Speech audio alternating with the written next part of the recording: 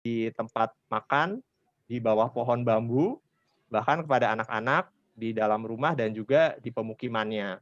Hal ini menarik karena bersosialisasi seperti ini tidak mungkin bisa dilakukan dengan sosialisasi keliling yang menggunakan mobil yang besar dengan toa, karena banyak lokasi-lokasi yang sangat padat, baik di Jakarta maupun di luar Jakarta. Ini di warung bakso, ganggang, kelompok ibu-ibu, kelompok pesantren, di sini keluhannya tidak ada masker yang tersedia. Kemudian nanti dievaluasi kami sampaikan ke puskesmas dan akan dilanjutkan ke koordinasi lintas sektor. Ini juga masih di tingkatan rumah tangga, bertemu pada kelompok ibu-ibu, kelompok bapak-bapak, sama, karena RW 05 Pancoran sangat padat, jadi di ganggang, ini kelompok bapak-bapak, kelompok ibu-ibu, ini kelompok anak-anak.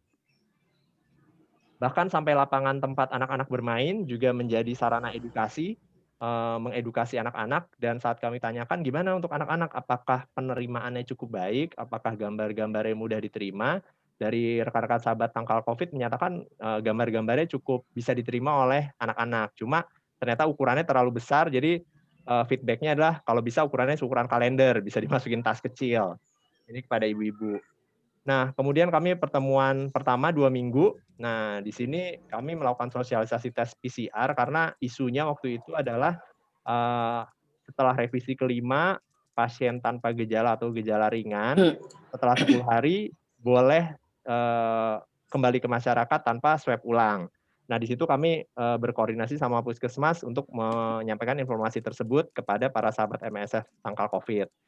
Alur pemantauan pasien positif ternyata, waktu itu awalnya kita berharap teman-teman sahabat tangkal Covid bisa membantu memantau, tapi kebijakan dari puskesmas adalah, pemantauan hanya dilakukan oleh tenaga kesehatan. Jadi, yang kami sampaikan adalah para sahabat tangkal Covid segera melaporkan ke puskesmas kalau ada kasus yang diduga positif atau positif dari tempat kerja, harus segera lapor, jadi sebagai penghubung. Nah, kemudian kami juga berupaya melanjutkan penggalian data, bagaimana kondisi di masyarakat seputar masalah memakai masker, jaga jarak, cuci tangan. Waktu itu masih 3M, belum 4M, dan kami berikan pengingat pesan. Ini yang kami sampaikan, tetap dengan metode yang sama, kita potong jadi gambar-gambar kecil dan kami jelaskan bahwa pengambilannya mulai dari swab hidung, masuk ke alat, diperiksa di alat PCR, dan ternyata dalam pemeriksaannya itu, setelah 10 hari, itu ternyata virusnya masih ada sisanya, tapi sudah tidak menulari lagi. Nah, periode penularan yang di garis-garis ini. Tapi ini hanya berlaku pada pasien tanpa gejala atau gejalanya ringan, dan ini harus dikonfirmasi sama puskesmas. Jadi tujuannya adalah, rekan-rekan di lapangan bisa memberitahu, jadi jangan sampai di masyarakat ditolak nih yang udah 10 hari, kan dulu 14 hari, kok 10 hari sekarang udah boleh ke mana-mana. Jadi ini alasannya, hal ini disampaikan pada pertemuan yang pertama ini. Ini yang dilakukan, dengan memotong-motong gambar, menempel-nempel seperti biasa, kemudian menceritakan ulang, gitu. Jadi masih tetap kami lakukan dengan cara yang sama. Kemudian yang menarik memang penggalian informasi. Mimpi kami adalah membekali kader dengan kemampuan, pengenalan fase-fase perubahan perilaku dan menyampaikan edukasi, sesuai tahapan yang ada di hadapan mereka, ada di fase mana. Dan kader bisa membedakan, cara penyampaiannya, apakah cara penyampaiannya cara langsung atau dengan metode, apa ya, spanduk atau SMS atau WhatsApp atau yang lainnya, itu mimpi kami.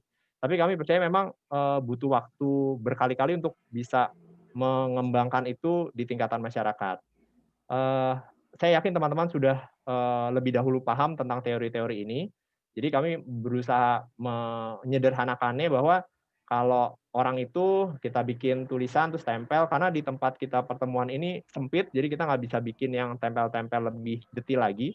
Jadi kita tulis di flip chart, terus kita tempel bahwa orang tuh ada fasenya loh, beda-beda, nggak tahu, udah mikirin, udah coba atau melakukan terus-menerus yang sebenarnya didasarkan dari yang, trans theoretical model. Kemudian, jangan salah, kalau dia nggak mau pakai masker, banyak loh faktornya, baik pengetahuannya sendiri, dari keluarga atau lingkungannya, atau dia takut, dia nggak gampang percaya, atau dia udah terlanjur percaya jadi mudah pakai masker, lebih mudah atau enggak. Nah, ini sebetulnya kami menyederhanakan dari 3 teori yang lain. Dan sarannya yang kami coba kemukakan adalah, mungkin bisa dibantu kalau ada masalah, cara nyelesain masalahnya gimana, kasih saran. Coba yakinin kalau dia di fase yang belum siap. coba hubungkan dengan puskesmas karena kita bukan yang nyelesain segala-galanya karena kita hanya penghubung. Mengingatkan teman-teman bahwa kompetensi kita adalah bermitra dengan puskesmas dan mendukung program-program kesehatan di puskesmas, mengingatkan dan mengajarkan ulang. Ini yang didiskusikan bahwa bawa happy aja, penjelasan, ajak ngobrol. Memang nggak bisa dalam karena dengan keterbatasan waktu. Jadi kami simpan dulu, kami tutup dengan pengingat pesan. Jadi kita sampaikan bahwa, oh ini ada mark buat pengingat pesan bahwa pencegahan corona tuh biar tetap dilihat terus gitu. Jadi tetap ingat. Nah, sebetulnya alasan dibalik ini adalah untuk menyampaikan bahwa ada loh saluran komunikasi yang perlu dipikirkan. Jadi kalau kita melakukan edukasi, itu kadang ada pernak-pernik kecil yang sebenarnya bisa dipakai untuk memperkuat pesan itu gitu. Apakah bikin kipas, apakah bikin kayak tulisan kecil, apakah bikin kalau di WhatsApp bikin kayak tulisan-tulisan disertai gambar. Itu sebetulnya target kami, tapi pada fase awal ini kami memberikan contohnya mark-nya. Setelah pertemuan pertama, ini aktivitasnya tetap dilakukan, sosialisasi terus dilakukan oleh teman-teman, mulai dari lapangan, populasi anak-anak, di gang-gang yang tadi saya sebutkan yang sempit, ini anak-anak semua, kemudian ibu-ibu, ini di tempat jualan nih, tempat jualan, ini juga di gang, dan yang menarik bahkan di tempat konveksi. Dan saya yakin ini kelompok masyarakat yang juga perlu mendapat paparan yang jelas karena menjahit aja debunya banyak, harusnya pakai masker, apalagi di era corona ini. Jadi ini yang sangat menarik sekali menurut kami bahwa ternyata edukasi ini mencapai tempat-tempat terdalam di lingkungan-lingkungan kecil. Sama nih di gang yang nggak mungkin masuk mobil, gang-gang sempit di warung kopi, sama gang sempit di lapangan yang kayaknya juga mobil sosialisasi nggak bisa masuk. Dan yang menarik ini salah satu kader Ibu Halimah sangat bersemangat sekali. Di malam hari ada pengajian anak-anak dan beliau menyampaikan materi tersebut di anak-anak dan bilang anak-anak tuh lucu banget, sangat responsif dan sangat tertarik gitu. Jadi dan makanya menarik sekali dan kebutuhan masker anak memang butuh. Jadi ini kami koordinasikan dengan puskesmas dan lintas sektor yang nantinya akan dijadwalkan. Masih sama kepada anak-anak, kepada ibu-ibu, kepada remaja, kami belum sampai memilih agen-agen remaja. Mungkin nanti ke depannya akan didiskusikan dengan puskesmas untuk memilih agen remaja yang bisa melakukan sosialisasi ini di kelompok remaja. Ini di tingkatan rumah tangga tetap dilakukan oleh para sahabat MSF Tangkal Covid. Nah, kita berpindah ke Kampung Beting. Jadi setelah pertemuan pertama di Pancoran, kami melakukan TOT di Kampung Beting. Belajar dari pengalaman di Pancoran, bahwa 3 hari itu terlalu padat dan Kampung Beting itu lokasinya cukup jauh di utara. Jadi kami berusaha memadatkan pelatihan. Tujuannya tetap sebagai sumber informasi dan pesannya kami tingkatkan jadi 4M karena dari Puskesmas Koja saat ini instruksi edukasinya adalah 4M, memakai masker, menjaga jarak, mencuci tangan, dan menghindari keramaian. Jadi dari 3 hari kami persingkat 2 hari, profesionalisme dan komunikasi kami hilangkan, langsung diintegrasikan dengan melatih pesan per orang untuk komunikasi. Dan kami fokus ke pencarian informasi mengenai 4M yang sebetulnya itu kami rasa lebih penting untuk menentukan strategi-strategi dalam edukasi. Untuk pembukaan ternyata kalau kata sifat tuh kurang menarik, tapi kalau dibilang artis itu jadi menarik sekali. Jadi Anto Ariwibowo, nanti peserta lain pilihnya Ayu Ting Ting dan itu menarik sekali sih saat kita panggil nama-nama artisnya, itu suasana akan jadi lucu tuh. Terus permainan yang menarik kami nggak pakai puzzle, tapi hewannya sama, tapi kami pakai komunikata, jadi ditepuk-tepuk, berbaris, tapi nggak boleh ngomong, hanya ekspresi-ekspresi dan itu lucu banget dan selalu berhasil untuk membuat suasana jadi ramai. Karena kami mulai kalau di Koja jam 1 sampai jam 3. Kemudian satu hal lagi yang kami lakukan adalah menggali motivasi. Motivasinya dari angka 1 sampai 10, 1 tidak bersemangat, 10 sangat bersemangat. Kami bagi 2 parameter, semangat untuk belajar dan semangat untuk berbagi. Dan yang menarik memang kalau di Kampung Beting motivasinya untuk berbagi antara 5 dan 6 karena memang begitu masuk Kampung Beting itu nggak ada yang pakai masker. Jadi lokasinya benar-benar sangat padat sekali dan sepertinya karena tidak ada kasus, jadi belum ada kesadaran yang meningkat. Padahal pada fase tidak ada kasus, sosialisasi mengenai bahaya corona harus sudah mulai. Karena menurut kami, kenapa kita kedodoran sekarang, karena waktu di awal kita terlena untuk tidak mendorong edukasi ini. Jadi saat nggak ada kasus, harusnya edukasi tentang bahaya corona udah banyak berjalan.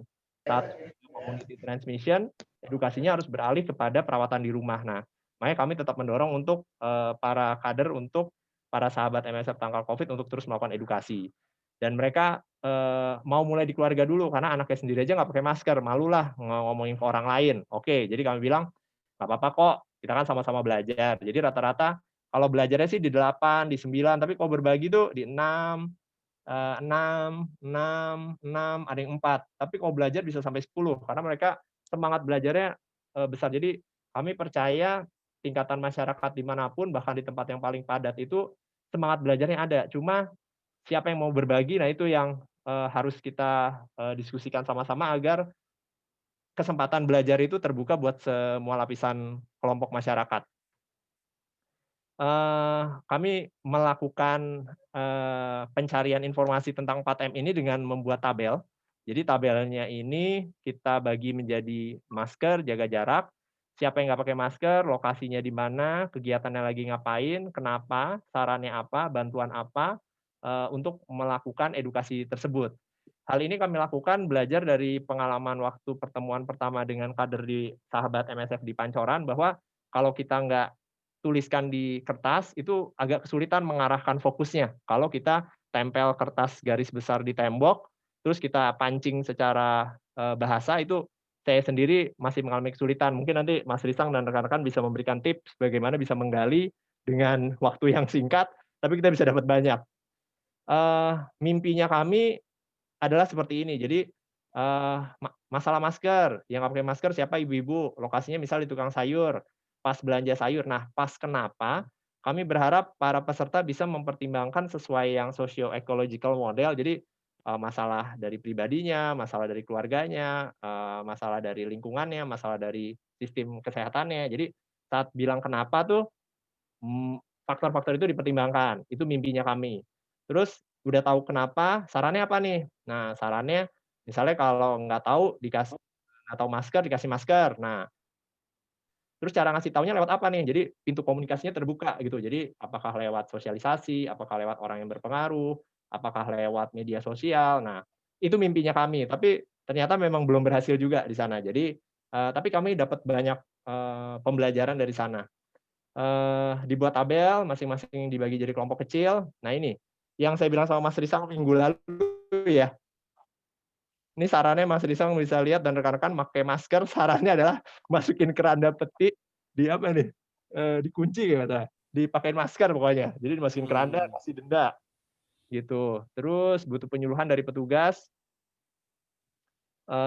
Ini yang lain, kenapanya nggak diingatkan, nggak takut corona, nggak percaya. Jadi artinya di masyarakat rasa tidak takut ini masih ada nih, apalagi yang nggak ada kasus. Jadi PR besar. Nah, cuma kami belum bisa menggali aspek tidak takut corona dari sisi personal, dari sisi keluarga, dari sisi lingkungan, dari sisi sistem kesehatan, dari sisi institusi organisasi yang ada, kami belum bisa. Mungkin akan kami rencanakan nanti di pertemuan lanjutannya gitu.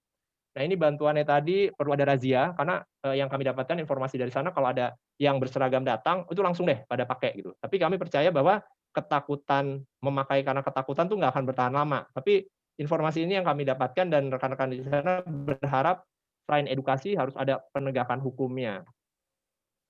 Ini juga lintas batas penyuluhan, perlu razia Satpol PP, Ketua RT RW, Camat dan Lurah untuk masuk, hadir dan memberikan penyuluhan. Karena menurut rekan-rekan di sana jarang dari yang institusi pemerintah hadir dan memberikan sosialisasi. Ini tentang masker, ribet, susah napas, lupa, males. Nah, ini kita belum bisa gali lebih dalam lagi. Jadi sarannya masih tetap penyuluhan, ada saran denda, sarannya bantuan masker, kasih informasi lewat kader PKK. Ini juga diharapkan ada bantuan-bantuan dari pejabat atau orang-orang yang peduli, dari ketua RT RW untuk turun ke lapangan. Sarannya tetap tidak bosan-bosan memberitahu dan menegur. Untuk menjaga jarak, ini informasi yang kami dapatkan, katanya nggak ngerti, nggak peduli, karena banyak pembeli kalau di tukang sayur. Terus sarannya memberikan penyuluhan, adanya Satpol PP, kemudian sama ini juga keluar Satpol PP, untuk membantu melakukan penegakan disiplin. Oke, ini juga rata-rata kenapanya tuh seragam, ribet, udah kebiasaan, susah dibilangin, tapi kami belum bisa menggali kenapanya lagi. Kenapa sih susah dibilangin, emang orangnya apa sih? Emang, kenapa sih nggak mau menerima informasi atau informasinya caranya gimana ya biar bisa masuk, itu kami belum bisa berhasil sedalam itu. Oke, ini yang untuk mencuci tangan, eee, sama ribet, lupa, udah kebiasaan, belum tahu cara cuci tangan yang benar. Nah, ini kita bilang, "Ini bisa nih kalau belum tahu cara cuci tangan, bisa sosialisasi ya cara cuci tangan, kemudian menyediakan sarana cuci tangan. Kemudian butuh bantuan dari luar, sama butuh bantuan cuci tangan, dukungan dari RT, RW. Ini informasi berikutnya, perlu ada bantuan hand sanitizer terutama buat ke kelompok lansia, hasil diskusi yang kemarin. Nah, kemudian kami lanjutkan untuk berlatih menggunakan lembar balik, langsung untuk menjelaskan tiap komponen dari gambar ini, bingung nggak nih, jelas nggak gambar merah, gambar biru artinya apa? Kemudian benang merahnya apa nih dari ngelihat potongan gambar ini. Kemudian kami mendemonstrasikan penyampaian pesan, kemudian gantian peserta yang menyampaikan pesan tersebut dan diminta, para pesertanya yang lain memberikan respons. Para peserta maju ke depan, duduk, menyampaikan pesan-pesannya, sesuai gambarnya, kemudian nanti kita lakukan klarifikasi. Dan yang menarik, ternyata, para peserta senang sekali untuk melakukan ini dan, rata-rata pesannya tersampaikan. Ini salah satu contohnya. Right? Nah, sebelum ini kan tetap melakukan protokol. Sehingga mereka yang walaupun berkomunikasi dia, tetap teman-teman ini akan tidak terpapar. Jadi di sini perbedaannya ibu terserah mau membantu pemerintah atau ibu mau bersyukur kalau ada corona ada sembako. Memang ada PRT. Ya terserah ibu. Ya kan tapi benar bu kalau ibu itu. Tapi jangan salah. Kalau ibu bersyukur ada BLT, ada itu, negara kita punya utang bu. Jadi benar, negara kita kalau memang banyak utang, kita bisa terjual. Jadi kita mulai harus dari diri kita sendiri untuk menjaga, gitu ya bu ya. Selebihnya seperti itu kurang lebih. Wassalamualaikum warahmatullahi wabarakatuh. Oke. Nah, kemudian dari awalnya, motivasinya untuk berbagi di 56. Jadi kami di akhir sesi, kami bikin games kecil, jadi setelah rekan-rekan menyampaikan pesan di depan, kami minta peserta menggambar nih di 2 lembar ini, kita bikin lingkaran aja, saya gambar duluan, kemudian rekan kami Mbak Lintang juga gambar. Kemudian kami buletin satu titik sini, kami minta semua yang udah lakukan edukasi bikin bunga, kemudian itemin lagi. Nah, itu terus berulang. Nah, setelah selesai kami analogikan. Memang di Kampung Beting ini yang pakai masker dikit, tapi kalau kita nggak lakukan edukasi apa-apa, ya nggak akan ada perubahan. Tapi rekan-rekan bayangin ada 3, 5, 6, 7, 8, 9, 10. Ada 10 orang yang memberikan edukasi akan memberikan warna. Dan jangan lupa bunga ini bisa bertumbuh ke sebelah-sebelahnya gitu. Jadi jangan pernah takut untuk memberikan edukasi di tempat yang awalnya terlihat, sia-sia. Dan apa sih maksudnya kita lingkerin ini terus-terusan sampai tembus kertasnya? Sama kayak batu, cepat hancur kalau ditetes air terus-menerus. Sama halnya kayak kertas, kalau kita terus lakukan penghitaman atau edukasi terus-terusan di tempat yang susah, lama-lama pasti ada hasilnya kok. Jadi jangan pernah putus asa, itu yang games yang kami sampaikan untuk meningkatkan motivasi para peserta. Nah, ternyata menariknya aktivitas yang dilakukan teman-teman di Kampung Beting juga menarik sekali. Ini Ibu Popin, dia melakukan edukasi di pesta ulang tahun, jadi kami sangat salut sekali. Jadi ada pesta ulang tahun, terus dia edukasi, jadi kita, amazed jujur. Terus ini Ibu Tama-Tamba sama Ibu Popin keliling, jadi kalau nggak pede sendiri berdua lah. Ini di kelompoknya, ini Ibu Elizabeth, Ibu Tama-Tamba, ini di kelompok masyarakat dilakukan edukasi. Nah, ini juga gambar yang memberi pesan yang berjuta sih menurut saya, saat seorang ibu-ibu memberikan edukasi kepada bapak-bapak yang tinggi besar. Eee, saya rasa cukup sulit ya kalau dia nggak punya keberanian dan kemauan untuk berbagi gitu. Jadi ini gambar menarik sekali menurut saya. Ibu EN sekalian bagi masker, Ibu Popin juga di travel, ini Ibu Elizabeth membagikan. Ini kreatifnya Ibu EN sudah bisa merangkai, kemudian memberikan tagline. Kemudian teman-teman yang lain juga melakukan edukasi ke ganggang, ke tempat-tempat pemukiman, kemudian kepada kelompok anak-anak, ke pemukiman padat, dan ini juga ke perkumpulan ibu-ibu, ke anak-anak di tempat yang sempit, kepada bapak-bapak, anak-anak lagi, bapak-bapak. Kemudian ini Ibu Novlin melanjutkan edukasi juga ke tempat-tempat yang bisa dijangkau di RT masing-masing, baik di tempat jualan, ataupun di tempat berkumpul yang sangat sempit. Ini tetap di gang-gang yang sempit, edukasi dilakukan pada kelompok anak-anak, sama anak-anak ini kepada ibu, ini juga yang dilakukan, ini kepada kelompok ibu dan anak, dilakukan edukasi di warung-warung, di kelompok anak dan remaja, sama di warung-warung tetap dilakukan edukasi oleh rekan-rekan yang lain, di seperti di tempat berkumpul acara, kemudian di kelompok anak-anak juga tetap dilakukan edukasi. Ini juga anak-anak, ibu-ibu, bapak-bapak. Kemudian ini yang sangat menarik sekali, ini dilihat dari belakang nih, dilihat dari depan. Buat saya ini juga bermakna sangat dalam karena, siapa yang mau melakukan edukasi di tempat seperti ini gitu. Di tempat yang mobil nggak bisa masuk, motor nggak bisa masuk, di tempat yang jauh riuh banget dari kemajuan, dan mungkin nggak cuma masalah Covid, banyak masalah sosial ekonomi lain yang mungkin jadi masalah di sana.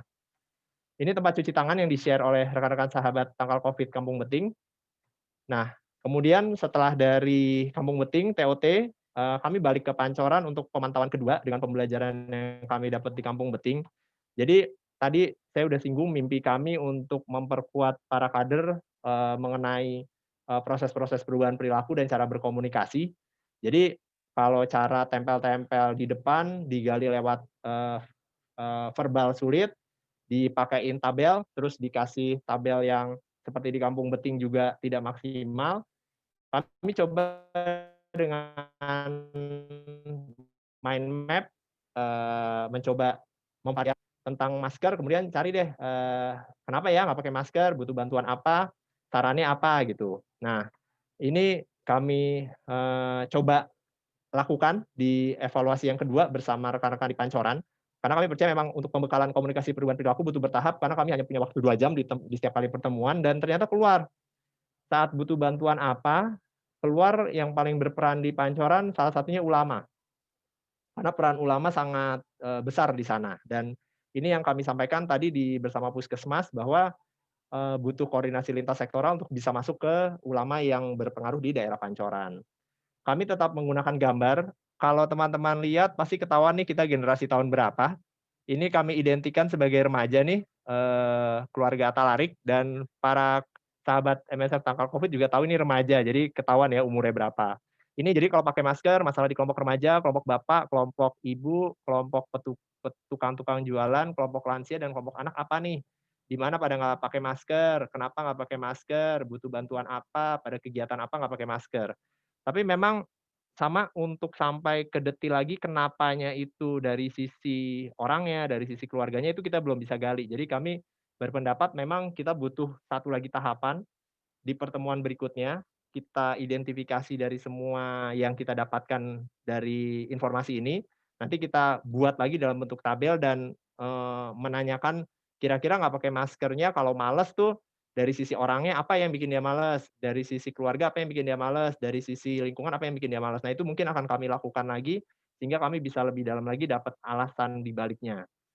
Nah ini, perbanyak tempat cuci tangan sarannya. Kemudian, kenapanya masih sama sih, males, ribet, merasa sudah bersih.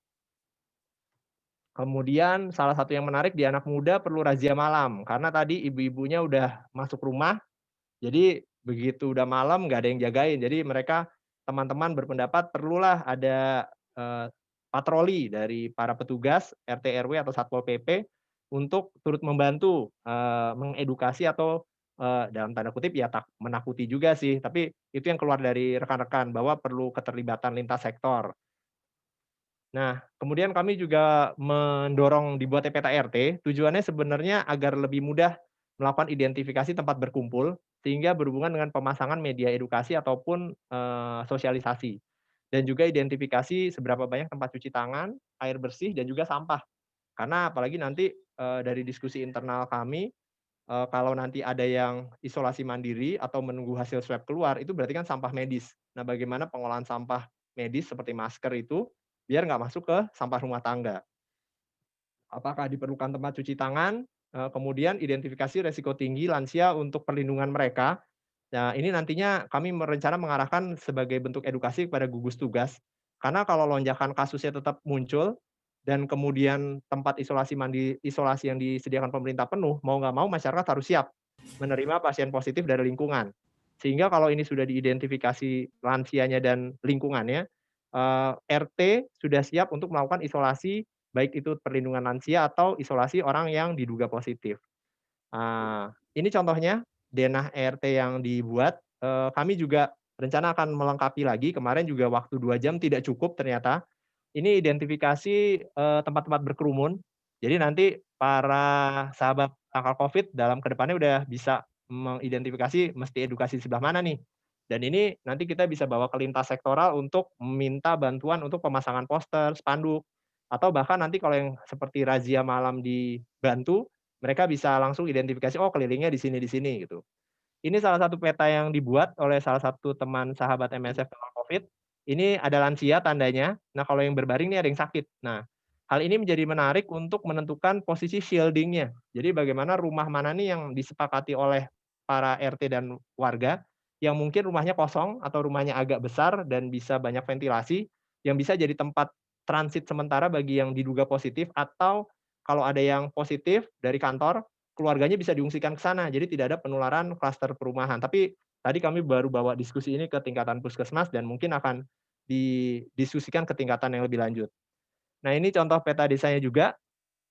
Ini tempat cuci tangan, ini, tempat berkumpul, ini tempat berkumpul tapi nggak ada cuci tangan, berkumpul ada cuci tangan. Nah, di sini kita bisa lihat, oh mungkin di sini perlu dukungan tempat cuci tangan lagi nih, karena kan ini bagian dari, program sanitasinya ya, tempat cuci tangan, air bersih, kemudian sampah memang belum teridentifikasi di peta ini, makanya akan kami perdalam lagi nanti di pertemuan selanjutnya.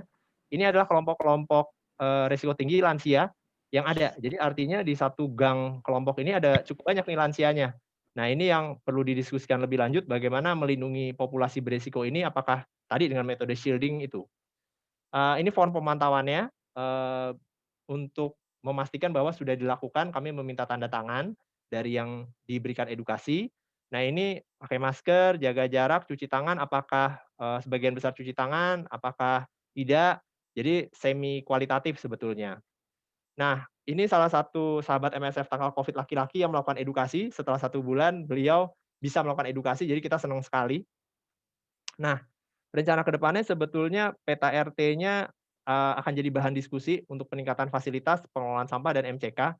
Nah, bentuk shielding yang kami dapatkan dari literatur, dari London School, itu dia bilang, shielding itu bisa dilakukan di tingkatan rumah dengan satu ruangan yang cukup ventilasi, kemudian bisa juga di sekelompok kecil rumah yang dipilih 2 rumah, atau sekelompok besar rumah dipilih 4 rumah. Jadi diatur lokasinya apakah ini untuk yang beresiko tinggi, atau untuk isolasi yang diduga positif, atau untuk skenario penambahan kasus yang di luar jangkauan. Jadi rencana kami akan mengajukan ini pada forum RT RW kelurahan bersama dengan puskesmas akan didiskusikan lebih lanjut, bagaimana cara-cara untuk melindungi masyarakat berbasis masyarakat. Terkait fase penyebaran di komunitas, sosialisasi kelompok RT RW kami belum lakukan dan ini akan rencana kami lakukan. Untuk pedoman RT RW sudah ada, tapi apakah pedoman ini, terpakai atau tidak, kami perlu melakukan identifikasi karena pesannya cukup banyak. Apakah cukup beberapa pesan saja yang menjadi fokus utama? Karena kalau penyebaran di komunitas, artinya informasi perawatan di rumah itu harus disampaikan. Nah, ini yang jadi masukan buat kami bahwa ternyata diperlukan lembar balik tambahan, yang sesuai dengan fase yang kita alami sekarang. Kalau kita udah di fase penyebaran komunitas, artinya informasinya nggak cuma seputar apa itu corona, transmisi corona, tapi bagaimana kalau pasiennya udah swab, nunggu hasil yang bisa 3 sampai 5 hari, gimana nih dia di rumah? Gimana dia pembersihan rumahnya, makannya, atau bagaimana isolasi sementara di rumah transit agar dia nggak menulari rekan keluarganya di rumah. Eee, ini dari CDC yang kami dapat, mungkin ini jadi bahan kami kalau teman-teman sudah ada yang melakukan atau membuat media edukasi seputar penanganan pasien, terbuka sekali untuk biar kami bisa lihat. Dan apakah ada perluasan area, ini tadi kami diskusikan dengan Puskesmas. Ini tambahan lembar balik yang tadi disampaikan oleh Bang Torik yang tadi di video, mengingat di Koja itu, angka tesnya tinggi, jadi mereka tidak ada kekhawatiran untuk tes. Tapi yang jadi masalah saat nunggu hasil tes, mereka seringkali berkeliaran keluar rumah gitu. Nah, makanya lembar balik ini kami adaptasi bahwa kalau ada satu orang itu sakit corona warna pink, maka dia bisa nularin 2 orang, karena kan kita tahu R0-nya 2,5 sampai 1:2,5. Nah, artinya kalau orang kedua ini tidak melakukan langkah pencegahan 4M dan tidak melakukan tes, dia akan nularin mulai dari bayi sampai lansia.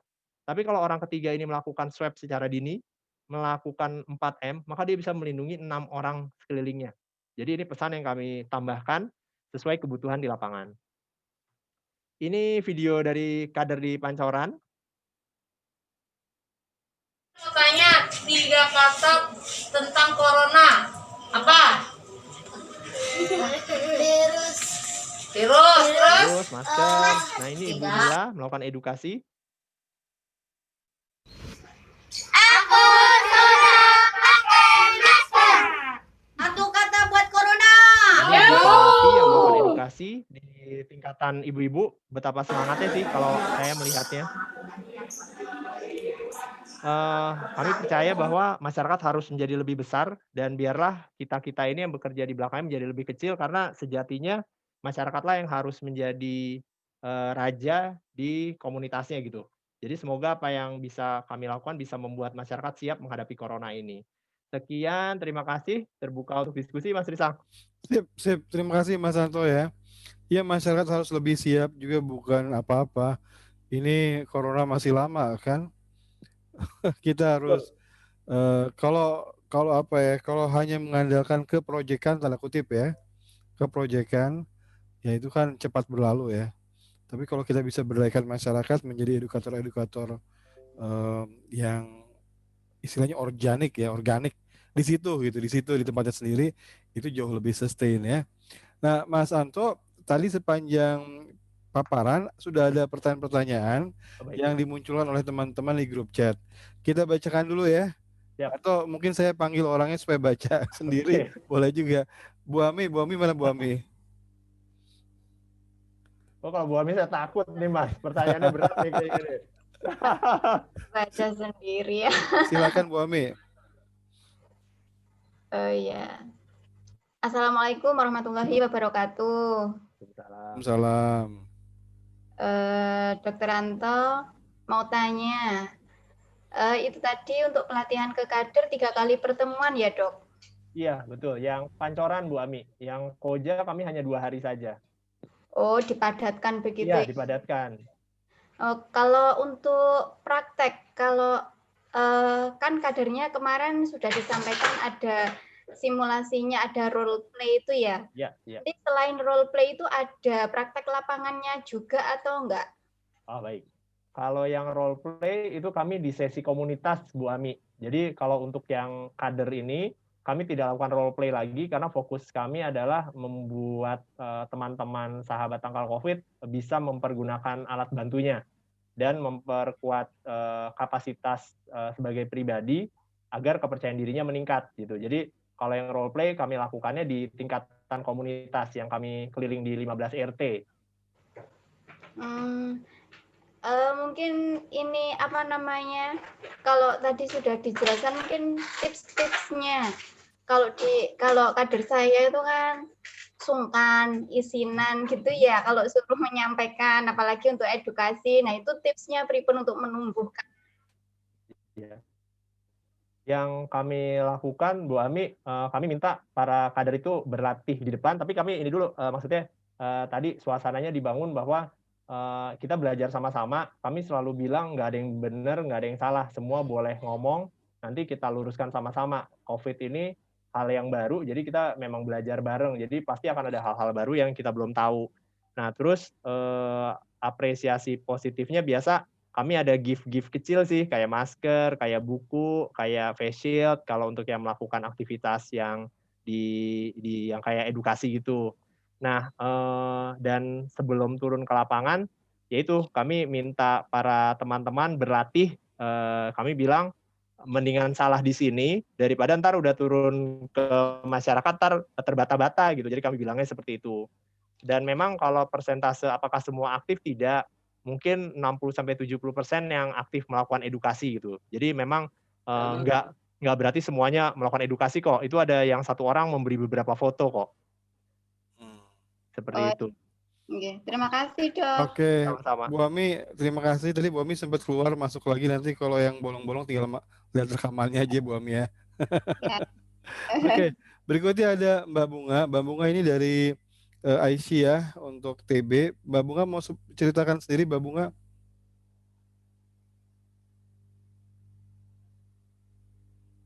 Oke, kalau gitu saya bacakan saja. Dia menanyakan tentang tabel identifikasi masalah secara partisipatif ini.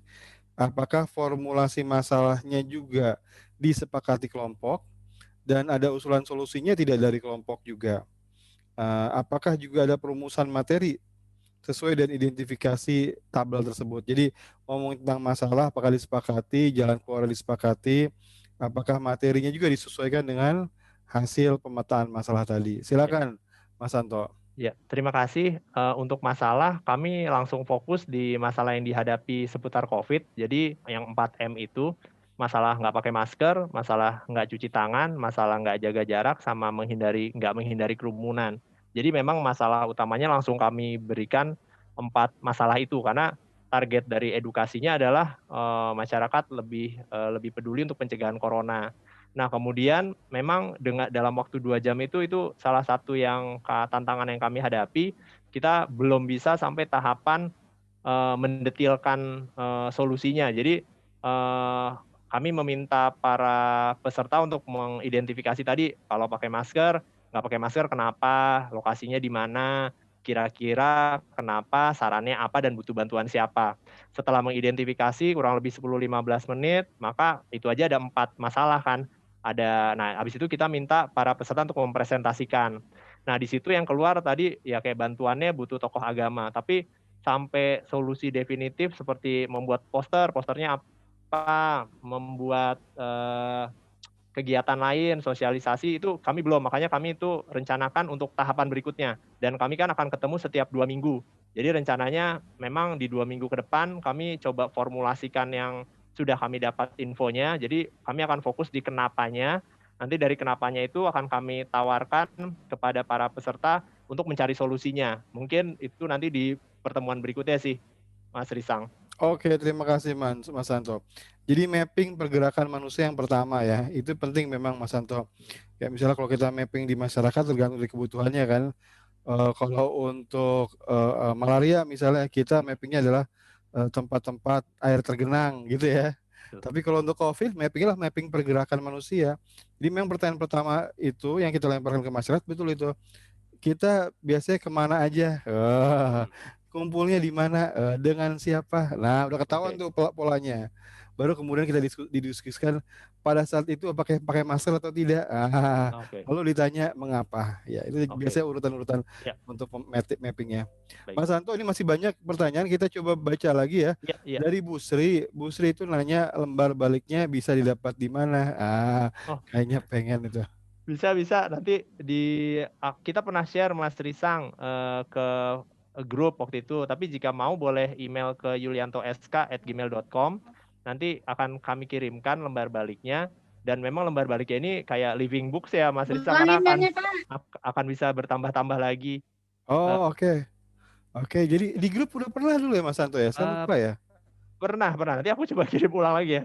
Coba di grup ya. Nanti buat teman-teman yang belum masuk grup silakan masuk grup. Nggak Kalau apa-apa. enggak nanti ya boleh di email aja ya. Nanti saya tuliskan emailnya.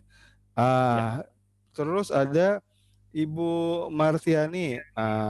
Dia ini cerita pemberdayaan masyarakat nih. Di tempat kami masih sulit nih untuk mengajak kader seperti ini. Ini isunya sama kayak Bu Ami tadi tuh, ngajak kader untuk aktif di kampungnya sendiri melakukan edukasi. Itu ada tips lagi nggak, Mas Santo? Silakan. Iya, mungkin nanti di sini ada rekan saya juga, Mbak Lintang, yang lebih awal untuk melakukan pendekatan sama puskesmas. Kalau dilihat di pertemuan yang lalu, saya sampaikan MSF kebetulan sudah bekerja di 2 kecamatan ini. Jadi sudah ada program metanol, pos kesehatan remaja, sama mau masuk pos kesehatan pesantren. Begitu ada COVID, maka kami beradaptasi untuk melakukan sosialisasi. Jadi kami memang masuknya dari program kesehatan bersama puskesmas dan sudah ada perjalanannya itu, dan kami memang dibantu dari puskesmas memperkenalkan kepada kader. Nah, dari kader itu kami melakukan pendekatan, langsung datang, ngobrol, dan berjalan selanjutnya. Dan yang menurut kami jadi bermakna untuk meningkatkan keterlibatan adalah roadshow yang 1 bulan itu sih, Mas Risang. Jadi saat kami roadshow di 15 RT, melakukan edukasi bersama-sama, menurut kami itu nggak bisa digantikan sama pertemuan online sih, gitu. Jadi kehadiran itu menurut kami memang masih penting di saat seperti ini. Cuma ini sulitnya kan kebijakan pemerintah stop semua sosialisasi. Nah, ini nih tantangannya sih. Oh gitu, betul-betul. Jadi nggak bisa digantikan tuh Zoom-Zooman dengan pertemuan roadshow itu bertemu langsung ya? Iya. Oke. Nah, Mas Santo, ada pertanyaan lagi dari Mbak Bunga. Ini terkait dengan safety kelihatannya. Iya. Kalau kebetulan Mbak Bunga itu kerja di TBC ya, jadi Oh, siap. tahu persis versinya TBC ya. Misalnya nggak boleh ketemu dalam ruangan, kalau dalam ruangan tidak boleh tatap-tatapan, tapi harus wajahnya kemana-kemana gitu ya. Siang lebih baik daripada malam, gitu-gitu lah, pakai masker. Ini safety untuk COVID gimana nih yang kita terapkan di teman-teman kader nih? Karena itu kan beresiko juga ya melakukan edukasi langsung. Betul Mas. Mas Risang, boleh nambah sedikit? Oh, Mbak Bunga udah muncul, silakan Mbak Bunga. Iya, dokter makasih banyak nih tadi. Sebenarnya ini jadi saya tadi tertarik juga keberanian edukatornya gitu ya, karena sebenarnya kita kan udah punya kader juga nih, kader TB yang terlatih gitu. Tapi ketika kita minta mereka untuk edukasi tentang TB dan COVID gitu, misalnya atau COVID dan TB lah, pokoknya ada kaitannya, itu mereka kekhawatiran untuk tertular itu juga lebih takut daripada kekhawatiran tertular TB. Jadi artinya saya ingin juga misalnya mencuplik adaptasi gitu ya, keberanian teman-teman edukator ini, yang mana kita sebenarnya udah punya modalnya nih, kadernya udah jago banget ya maksudnya. Nah, itu gimana sih sebenarnya proses yang dilakukan untuk bisa meyakinkan mereka berani bukan hanya berani dalam konteks komunikasi gitu ya, tapi dalam konteks safety-nya ini misalnya di dalam pandemi. Mungkin itu salah satu yang ingin diketahui Mas. Terima kasih. Oke, Mbak Bunga, terima kasih. Silakan Mas Santo. Siap. Kalau menurut saya pribadi, mungkin nanti Mbak Lintang Tanjung bisa tambahkan, dengan kita datang ke masyarakat, kan mereka di portal tuh Mbak Bunga, terus kita datang, kita hadir, terus kita jelaskan bahwa transmisinya itu bisa dicegah dengan jaga jarak dan pakai masker. Artinya kehadiran kami di situ tidak menjadi suatu bahaya buat teman-teman di sana, dan itu yang kami tekankan bahwa jangan lupa ya, kalau Bapak Ibu mau edukasi juga tetap pakai protokol kesehatan, pakai masker, jaga jarak, cuci tangan. Jadi saat pelatihan pun kami minta para peserta meregangkan tangan, jadi jarak 2 tangan baru duduknya. Memang saat diskusi kelompok akan sedikit rapat-rapat, tapi kami selalu ingatkan jaga jarak lagi ya, dan kami izinnya mintanya tuh tempat ruangan yang terbuka. Jadi kayak aula makam yang terbuka, terus di lapangan yang terbuka. Jadi tempat-tempat yang ventilasi udaranya terbuka untuk saat kami sosialisasi. Nah, kemudian kami selalu meminta pakai masker, memang kadang tuh suka melorot-melorot sih maskernya. Makanya di fase awal kami sampaikan yang penularan COVID lewat percikan hidung sama mulut, jadi pakai maskernya harus pakai hidung dan mulut. Dan kami minta kalau ukur suhu, jadi kalau yang nggak enak badan jangan datang gitu. Hal-hal ini yang kami sampaikan. Memang yang jadi tantangan nih seperti pertanyaan Mbak Vita, banyak foto-foto yang rapat ya di foto. Nah, itu kami hanya foto rapat di akhir. Waktu itu kami minta, Bu, kalau foto akhir jangan rapat-rapat dong, gitu. Ya kan kita foto cuma sebentar dok. Oke, kalau mohon koreksi kalau keliru, tapi sepanjang memang kalau penularan COVID kan satu kontak erat lebih dari 15 menit tanpa APD. Jadi saya pribadi berpendapat kalau semuanya pakai masker, nggak ada yang batuk, dan durasinya kurang dari 15 menit, maka foto sebentar aja nggak apa-apa. Itu kalau saya sih. Jadi dapat diperdebatkan, tapi itu yang kami lakukan di akhir sesi, kami selalu foto, tapi minta mereka harus pakai masker dulu, terus ya udah fotonya sebentar aja, terus habis itu udah selesai gitu. Dan kami memang bersyukur selama melakukan edukasi ini saya pribadi 2 kali swab PCR hasilnya, tetap negatif, semoga tetap negatif, dan dari hasil tracing di masyarakat, kami bersyukur belum ada kader yang positif dan semoga sih tetap negatif ya para kadernya. Itu sih mungkin. Oke, Mbak Bunga, mungkin itu ya yang dijelaskan oleh Mas Anto, Dokter Anto. Tapi satu poin ya sebetulnya yang sempat disampaikan, sebetulnya kalau orang itu tahu cara penularan, kemudian cara pencegahan Mhm, yang nyambung, dia akan merasa lebih nyaman kan, lebih percaya ya. Yang jadi persoalan dengan COVID-19 ini kan seringkali orang nggak tahu. Orang nggak tahu penularannya seperti apa, tapi kita suruh pakai masker, jaga jarak, cuci tangan pakai sabun, sehingga tidak menjawab sebelah kekhawatiran mereka. Ya, itu betul. yang membuat mungkin orang jadi lebih takut dan bahkan muncul stigma-stigma yang aneh-aneh jadinya. Oke, sip. Berikutnya nih Mas Anto kita bacakan lagi ya. Ini dari Ibu Sri Ari juga nanya tentang lembar baliknya. Siap, siap Bu Sri, nanti kita bagi di grup ya. Iya. Di-share ya materinya, siap, siap, di-share nanti di grup di-share. Kalau misalnya butuh khusus email aja alamatnya ntar kita emailkan. Iya. Mbak Endah juga tentang lembar balik. Ya, lembar balik nanti disiapkan. Nanya lembar balik Mas Anto banyak. Iya, Mas. Kemarin Bu Andros katanya udah screenshot dipakai di pesantren, jadi seneng banget sih kalau emang bisa bermanfaat buat teman-teman, Mas Risang.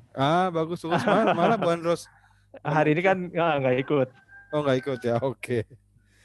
Ibu Nur Dewi, kita juga harus memberi edukasi bagaimana penata kelaksanaan masker kain yang sudah dipakai ya.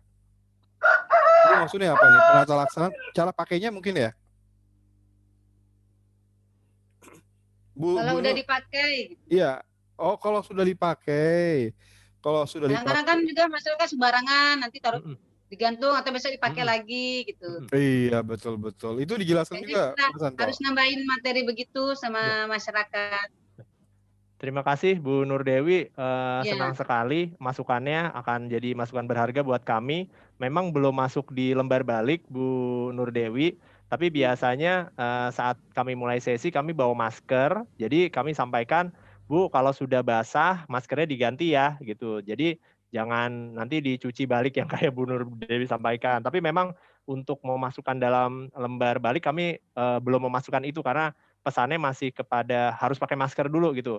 Memang perawatan masker kami belum sampaikan, tapi di ya. pelatihan kami sampaikan dengan membawa masker cadangan. Nah, kadang-kadang kan kita lihat juga masker berserak-serak loh di Betul, betul, jalanan, di Iya. apa. betul, Kan kalau misalnya ada betul, virusnya kan betul, Bu. berapa jam kan sempat menyebarkan juga tuh. Itu isu Sekarang yang ingin saya angkat tadi di slide-slide terakhir bahwa ternyata kan upaya pencegahan infeksi itu meliputi cuci tangan, kemudian sampah. Nah, termasuk di sini nih sampah medis. Nah, ini kan belum ya, tersentuh juga nih. Apalagi ya, nanti bagi daerah-daerah yang ada community ya, transmission. ya, Ini ya, bisa jadi betul. masalah baru sih dan menarik sih Iya. Bu Nur untuk diangkat. Iya, iya, Sip. Terima sip, kasih Bu Nur ya. sama-sama. Dari Puskesmas Giri Mulia ini, pelibatan masyarakat agar lebih efektif sebaiknya menjadi leading. Leading itu mungkin pihaknya untuk yang mimpin dari mana nih Mas Santo nih? Sebagai informasi, mereka dari posnya di Puskesmas. Silakan Mas Santo. Nah, siap, terima kasih. Dalam sesi-sesi kami memang di beberapa yang roadshow 15 RT, kami beberapa kali meminta kader yang sudah ikut di sesi sebelumnya untuk memaparkan. Tapi memang itu baru terbatas di satu kader, belum semuanya punya kemauan untuk berbagi. Nah, kami berencana untuk mengusulkan program yang sama di RW yang lain. Harapannya nanti para sahabat MSF Tangkal COVID yang sudah melakukan edukasi ini bisa ikut nanti saat sesi berbagi di RW lain di kelurahan yang sama sebagai narasumber. Mungkin itu salah satu strategi kami untuk keberlangsungannya dan memastikan bahwa masyarakat yang menjadi pemimpinnya. Dan juga mungkin bangga kali ya, kalau sudah Betul, pengalaman terus setelah itu jadi betul, narasumber gitu. betul, betul, Mas. Ini Mas Santo dari Mbak Vita WVI. Iya. Kalau lihat dari foto-fotonya, tantangan ketika melakukan kegiatan tatap muka adalah bagaimana menjaga jarak dan membatasi jumlah peserta. Kalau rekomendasi dari gugus tugas dulu, ini dulu ya, mengacu ke rekomendasi ke kegiatan posyandu adalah maksimum 10 termasuk fasilitator. Ya. Kegiatan juga disarankan tidak membutuhkan kontak fisik sehingga dapat menjaga jarak minimum 1 meter. Ini tantangannya gimana kira-kira Mas Ya. Santo untuk menerapkannya di lapangan ya? Betul. Saat awal-awal kami minta undangannya memang 10 sampai 15 Mas, tergantung luas lokasi. Jadi kami minta dikirimin dulu fotonya, walaupun nggak dikirim juga fotonya. Nah, terus kadang-kadang kita mintanya 10 yang datang bisa 17. Jadi kami Ah, minta jaga jarak, waktu itu pernah paling sempit itu di satu kayak aula kecil, jadi kita minta pintunya dibuka dan kita percepat sih kegiatannya gitu. Dan jadi nggak ada diskusi kelompok, tapi langsung nempel-nempel di depan kalau, teman-teman inget yang slide minggu lalu. Jadi ada satu tempat di mana kita sangat sempit, jadi ya udah kita nempelnya langsung ke depan aja perwakilan, dan duduknya paling itu memang satu lengan ya. Tapi kami berusaha secepat mungkin dan minta ada kipas angin. Jadi kipas angin disemprot keluar gitu. ya. Nah, untuk apakah harus 10, kemudian kami adaptasi di TOT terakhir di Kampung Beting, itu kita memang bagi jadi 4 kali kita datang. Karena totalnya itu ada 20-an, jadi kita sekali datang kita hanya 10 orang dan itu 2 hari, gitu. Jadi memang yang terakhir kami udah mulai batasi harus 10, nggak boleh lebih gitu. Dan, dulu kami berpendapat memang ya itu karena kebutuhan informasi itu sangat besar dan, tapi kami senangnya kesadaran pakai maskernya sudah mulai meningkat, tapi ini masukan yang sangat baik sih, akan kami lakukan dengan protokol yang lebih ketat lagi. Iya. Oke, Mas Santo, apalagi Jakarta ya, di mana-mana Iya, merah soalnya. Oke, nah email sudah, materi minta dikirimkan, oke. Lembar balik, wah ini permintaan tentang lembar balik nih. Oke, saya cek dulu. Oke, pertanyaan sudah habis saya bacakan yang di grup chat. Silakan teman-teman kalau yang mau buka Bisa? mic-nya langsung. Ya, Pak Chandra. Ini Pak Chandra dari Promkes Kemenkes. Silakan Pak Ya, Chandra. siap. kasih. Nggak bisa. Mas Anto, aduh selamat nih saya senang 2 sesi aja minggu lalu sampai sekarang nih. Banyak sekali pencerahan yang saya dapat. Paling materinya pasti saya akan saya kompilasi dan ini memperkaya kami dalam kaitannya nanti penggerakan masyarakat ya. Karena kami juga lagi nyusun buku kaitannya penggerakan masyarakat untuk kader dan kita juga udah ada buku itu yang pemberdayaan masyarakat pencegahan COVID di Iya. RT RW ya. Iya. Itu yang bisa digunakan juga sih buat teman-teman. Siap. Mas Anto dikit aja tadi saya ngelihat waktu menjelaskan kaitannya dengan makanan gizi seimbang ya, makanan Iya. sehat ya. Siap, Mungkin siap. ini aja biar sejalan sama program Germas kita ya. Untuk itu yang mungkin perlu disosialisasikan Baik. isi piringku Mas itu. Baik, Isi Pak. piringku itu kan mudah sekali kan gambar Iya. piring belah 2 ya. Sisi kirinya tuh yang setengah itu bagi 3 ya. Bagi 3, 2/3-nya buat nasi, 1/3-nya buat lauk. Yang sebelah kanannya gitu juga, yang setengah piring itu bagi 3 lagi, yang 2/3-nya untuk sayur, yang 1/3-nya untuk buah. Jadi di mindset mereka tuh Baik. udah jangan kebanyakan nasi lagi. Siap, siap. Nanti kalau kayak saya udah faktor kebanyakan nasi, nanti ngumpulnya di Big Belly kayak gitu. Itu aja kaitannya sama isi piringku itu. Kalau untuk kader sih memang kita masih kalau definisinya sih tetap aja kalau kader itu kan istilahnya orang yang memiliki relawan yang bekerja menjalankan tugasnya secara sukarela dan atas dasar pengabdian. WHO juga seperti itu. Cuma memang kadang-kadang tuh kan ada insentif, honor. Itu sebetulnya kan perhatian dari pihak eksternal. Tapi kalau kaitannya untuk peran dan pengertiannya memang kita masih pakai itu sukarela gitu. Nah nanti kalau misalnya tadi saya lihat Mas Anto sih masih menggunakan terminologi kader ya. Jadi nanti kalau misalnya kadernya nanti ke buku pedoman pemberdayaan masyarakat di RT RW itu udah ada memang peran kader ada seperti itu.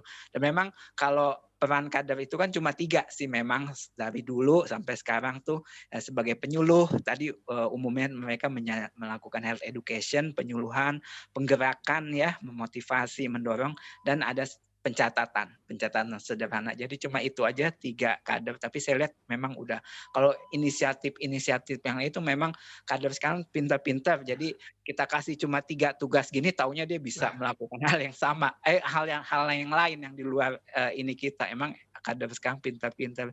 Jadi itu aja.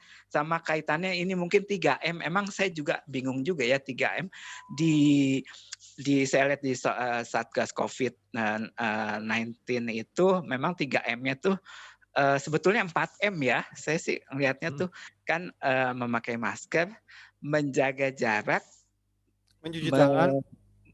menjaga jarak dan menghindari kerumunan itu sebenarnya jadi 1M ya. Terus ada satu lagi baru mencuci tangan. Tapi memang kadang-kadang kita M-nya itu jadi 4 gitu ya. Itu yang kadang-kadang juga bikin ini juga ya slogan 3M, 4M, 5M nanti seperti itu. Jadi Batasnya 10M, Pak Chandra tenang aja. itu aja hal-hal kecil yang kadang-kadang juga dari ininya juga, dari sononya juga yang bikin 4M ya. Iya. 4M. Itu aja sih, dan saya sekali lagi senang banget Mas Anto ya udah dapat pencerahan dan pengalaman-pengalaman yang betul-betul istilahnya nggak akan ada di buku buku perubahan perilaku, walaupun tadi ada ya. Satu lagi tadi saya ngelihat Mas Anto menjembrengin itu teori-teori perubahan perilaku itu konteksnya di dalam pelatihan ini untuk mengacu ini pakai teori health belief model, ini yang satu pakai satunya lagi tuh model ekologi sosial ya. Itu apa Mas Anto? Itu aja satu. Ya. Oke, jadi pertanyaannya satu ya Pak Chandra ya. Oke, silakan Mas Anto. Terima kasih Pak Chandra. Ini kerja tim sama-sama Pak Chandra. Kalau tanpa dukungan Puskesmas sih kita nggak akan bisa jalan. Karena kader ini juga didukung dari Puskesmas, Pak RW, Pak Lurah. Jadi memang kami bagian kecil yang menginisiasi, tapi bagian besarnya sih dari teman-teman di lapangan. Karena kan yang melakukan edukasi kader. Jadi kami percaya bahwa kalau nanti Pak Chandra mau angkat teman-teman sahabat tangkal COVID, itu kami senang sekali sih sebagai bentuk upaya edukasi masyarakat. Dan terminologi kader, maaf saya jadi pakai bolak-balik di sini, tapi sebetulnya terminologi yang kami pakai di lapangan sahabat tangkal COVID, Pak Chandra, sahabat MSF karena diinisiasi MSF, tapi secara luas ini sahabat semua orang kok. Semua orang boleh sebagai sahabat tangkal COVID, tapi karena ini diinisiasi MSF, jadi ada tambahan MSF-nya. Tapi para sahabat ini kami sebagai terminologi sahabat tangkal COVID, karena tadi untuk menghindari kebingungan bahwa kalau kader akan dapat insentif dari kelurahan. Nah, walaupun secara kenyataan mereka memang kader di lapangan. Nah, insentif yang kami berikan sebagai informasi, kami tidak memberikan insentif dalam bentuk uang, tapi dalam bentuk barang. Jadi ya kayak misalnya gift, kemarin kami berikan seperti T-set buat ibu-ibu dengan batas nilai yang wajar untuk menjadi penyemangat sih sebetulnya. Jadi kami tidak memberikan dalam bentuk uang langsung. Nah, kemudian untuk yang seperti tabel perilaku itu mimpinya kami Pak Chandra. Mimpi kami adalah memberdayakan para penggiat di lapangan untuk melihat masalah secara menyeluruh, dan karena ini berhubungan sama edukasi, maka berhubungan sama perilaku, maka edukasinya perlu diarahkan kepada perubahan perilaku. Nah, kami masih mencoba belajar untuk mengadaptasi dari teori yang sulit itu menjadi lebih mudah di lapangan. Tapi dengan keterbatasan waktu dan kapasitas, makanya kami berkali-kali. Jadi dari 2 kali pertemuan, kami baru bisa menyampaikan bahwa identifikasi masalah dulu nih dari masing-masing kelompok. Jadi ada kelompok anak, remaja, lansia, laki-laki, dan perempuan, bapak-bapak, ibu-ibu, masalah dari 3M atau 4M ini apa saja, dan untuk menentukan masalah itu kenapa. Nah, kenapanya itu harapan kami sih bisa berhubungan sama teori-teori perubahan perilaku. Awalnya kami mencoba yang seperti flip chart itu, tidak tahu, tidak mau, atau dalam fase perubahan, tapi sepertinya itu tidak bisa nempel lama. Jadi makanya kami buat kayak mind map. Tapi sebenarnya ini semua bagian besar untuk mencapai peningkatan kapasitas dari teman-teman sahabat tangkal COVID saat melakukan edukasi. Seperti grand design-nya seperti itu. Itu untuk ini Mas Anto, untuk menganalisis ya. Betul Mas Teman-teman Rizal. untuk menganalisis. Tapi kan tidak perlu dengan istilah-istilah yang canggih mungkin ya, cuma sekedar tahu esensinya apa begitu ya. Iya. Oke. Baik Mas Santo, kita coba lihat lagi boleh ya. Ini Di ada chat tuh ada Mbak Vita berbagi tuh kalau boleh dengar Mas Risang. nanti saya minta Mbak Vita akan sampaikan, cuma saya satu dulu sebelum Mbak Vita, itu ada Mbak Sri Indrawati. Bisakah dikaitkan dengan smart chart sebagaimana pemateri sebelumnya? Mana pemateri sebelumnya nih, smart chartnya nih? Ada Budi nih, Mbak Abi. Mbak Abi ada nih, Mbak Abi nih. Mbak Abi silakan bersuara, Mbak Abi.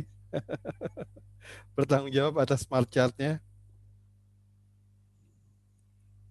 Oke, Mbak Abi sedang melakukan kegiatan lain mungkin atau belum dimonitor. Tapi intinya ya, baiknya sih materi-materi sebelumnya selalu terkumpul ya, dalam pengertian bisa jadi pembelajaran buat siapapun juga. Sebelumnya Mas Santo ada pembelajaran tentang smart chart, tentang ya gimana cara ngerumusin kegiatan komunikasi ya. Siapa tahu nanti bisa apa namanya bermanfaat buat kegiatan-kegiatan kita yang sama. Ya oke, sekarang ke Mbak Vita. Mbak Vita bisa open mic jelaskan mungkin dalam waktu 2,5 menit gitu. Kan di sini banyak istilah-istilah yang mungkin nggak semua orang tahu. ODK itu apa sih? ODK Open Data Kit itu untuk apa dan bagaimana kreativitas yang dilakukan untuk teman-teman pendamping di berbagai tempat nih di NTT, Papua, Maluku Utara, Kalbar, Bengkulu Selatan. Silakan Mbak Vita bisa jelaskan secara langsung mungkin. Ya. Terima kasih Mas Risang. Bisa didengar kah? Jelas, sip. Oh iya, terima kasih. Halo Dr. Anto. Halo Mbak Vita. Lagi secara virtual ya. Mbak Vita ini ngajarin saya Mas Risang. Enggak ngajarin ya. 2010 nih kita belajar bareng. Mbak Vita ini memperkenalkan BCC sama saya di Wamena. Jadi sebenarnya guru saya ini Mbak Vita. Oh, oke lah, kita dengar dari Mbak Vita kalau gitu. Silakan Mbak Vita. Aduh, kayaknya perlu diluruskan ya, bukan guru ya. Kami belajar bersama sih waktu itu ya. Tidur harus tidur di Hone segala untuk belajar bersama. Ya, buat kami sendiri sebenarnya yang biasa kami lakukan juga sama seperti yang tadi Dr. Anto presentasikan ya, model-model pembelajaran orang dewasa yang menggunakan tatap muka, terus pakai materi-materi seperti itu. Nah, cuman ini karena konteks COVID ini, jadi kami mencoba untuk membuat sesuatu yang berbeda ya, untuk menyesuaikan karena kondisinya ya. Jadi kami membuat semua pelatihannya secara virtual dan ini memang hal yang baru banget buat kami. Saya sendiri nggak biasa memfasilitasi dengan memakai PPT begitu ya. Biasanya kan kita selalu pakai aktivitas, pakai game kayak gitu. Nah ini tantangannya bagaimana kita memindahkan itu secara virtual sehingga akhirnya ya kami menggunakan berbagai metode gitu seperti misalnya waktu kerja kelompok bisa pakai Jamboard atau waktu ada kuis gitu kami pakai Mentimeter gitu. Jadi berbagai macam kami coba gunakan gitu. Dan kami yang tadi saya sampaikan tuh sebenarnya materinya tidak hanya tentang informasi dasar tentang COVID-19 tapi juga kerangkanya tuh sebenarnya kami untuk orang tua itu namanya pengasuhan dengan cinta. Nah, itu di situ tuh ada tentang informasi dasar tentang COVID-nya juga memang ada. Terus gizi seimbang tadi seperti yang disampaikan oleh Kemenkes ya, yang isi piringku itu juga ada, dan beberapa materi lain termasuk yang kesehatan jiwa gitu. Nah, terus yang kedua remaja itu ada materi sendiri lagi untuk life skill, sebenarnya lebih untuk ke life skill. Jadi materinya kita sesuaikan ketika dengan remaja seperti apa, ketika dengan orang tua seperti apa gitu.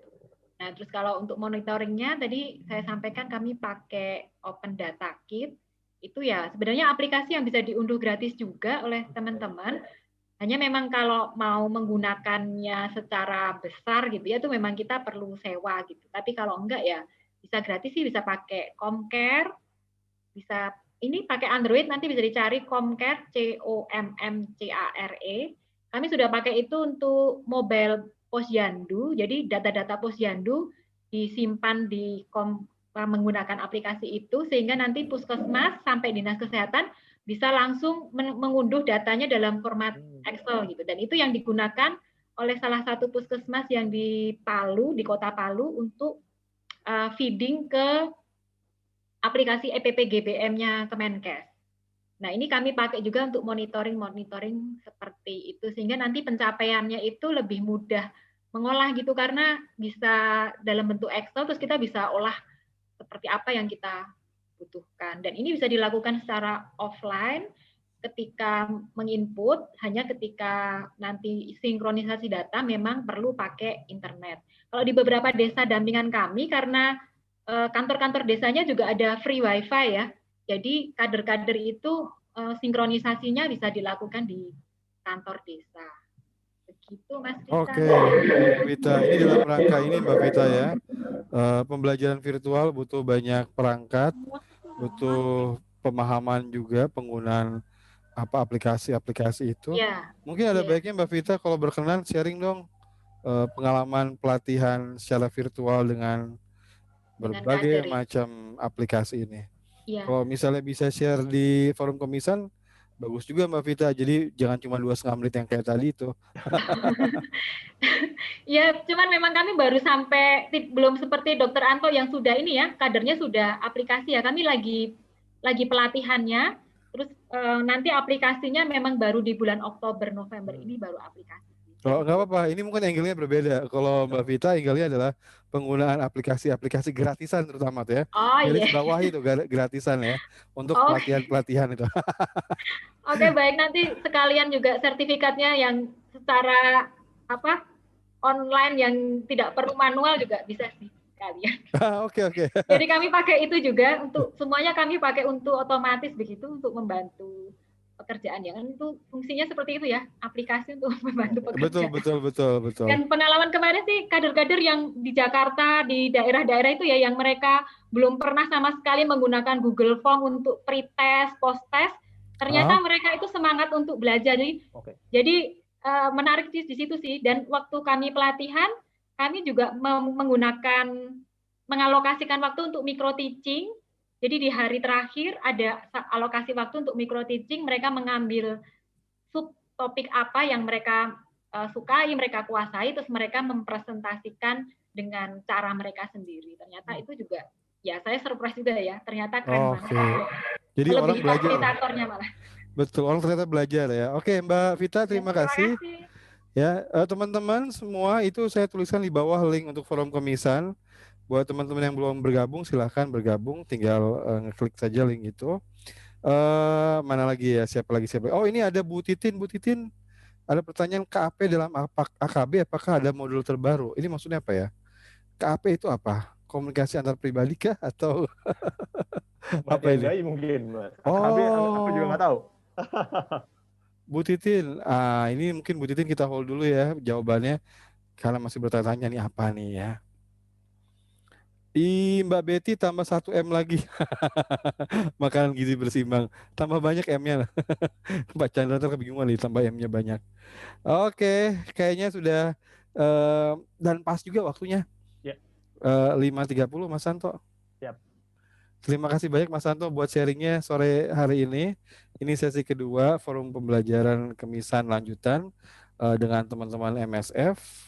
Dokter Lintas Batas Mas Santo dengan sahabat tangkal COVID-19 Mas Santo ya. Sukses ya dengan kegiatannya. Terima kasih banyak Mas Risang. Mas Santo tadi teman-teman minta sharing share ke grup aja mungkin nanti Mas Risang. Boleh ke grup aja teman-temannya. Silakan bergabung dengan grup kalau belum. Nanti kalau misalnya belum atau kepenuhan saya baru email ya. Teman-teman sekalian, terima kasih banyak buat partisipasinya, cerita-ceritanya, pertanyaan-pertanyaannya.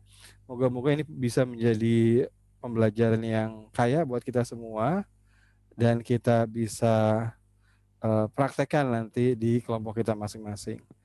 Ya mohon maaf kalau ada salah dari saya dan panitia. Kita akhiri ya pertemuan kali ini. Terima kasih banyak. Assalamualaikum warahmatullahi wabarakatuh. Selamat sore. Selamat sejahtera. Terima kasih ya. Sampai ketemu lagi, Mas. Sampai ketemu lagi. Oh ya, untuk materi atau topik kita Kamisan ini adalah tentang system thinking. Nah ini Mbak Win nih, tapi penanggung jawabnya nggak ada di sini. Nanti di grup lah dijelaskan. Terima kasih teman-teman ya. Sampai ketemu.